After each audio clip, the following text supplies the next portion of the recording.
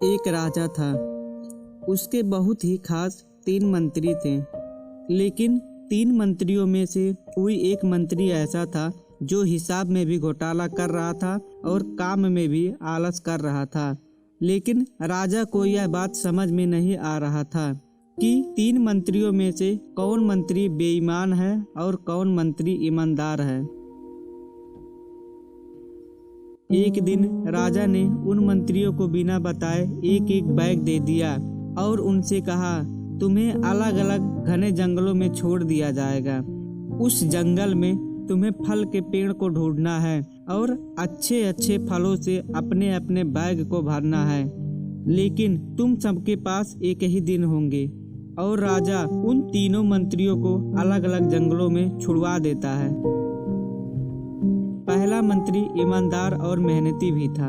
उसने राजा के लिए अच्छे अच्छे फल अपने बैग में भर लिया। और दूसरा मंत्री चालाक था। उसने सोचा, राजा के पास इतना समय थोड़ी है कि वो हमारा बैग चेक करेंगे कि हम जंगल से अपने बैग में क्या लेकर आए हैं। इसलिए उसने अपने बैग में सड़े गले फलों से भर लिया।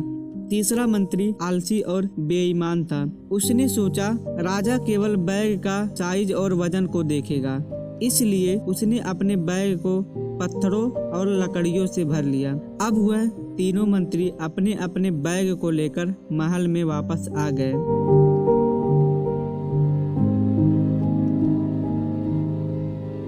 राजा ने उन तीनों मंत्रियों को एक एक महीने के लिए अलग अलग जेल में डलवा दिया। राजा ने अपने सिपाहियों से कहा, 1 महीने के लिए इन्हें खाने को कुछ नहीं दिया जाएगा। ये लोग अपने बैग में जो लेकर आए हैं उसी को खाएंगे।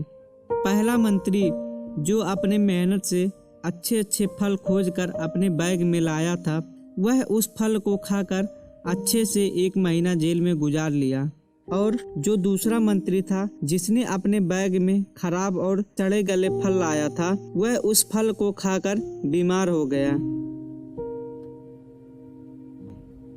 और तीसरा मंत्री जो आलसी था, जिसने अपने बैग में पत्थर और लकड़ी को लेकर आया था, वह भूख के कारण कुछ दिनों के बाद जेल में मर गया और उसे अपनी बेईमानी पर पछतावा होने लगा। तो दोस्तों, इस कहानी से हमें यह सीख मिलती है, जो लोग अपने काम में आलस करते हैं, कुछ दिनों बाद उन्हें पछताना पड़ता है।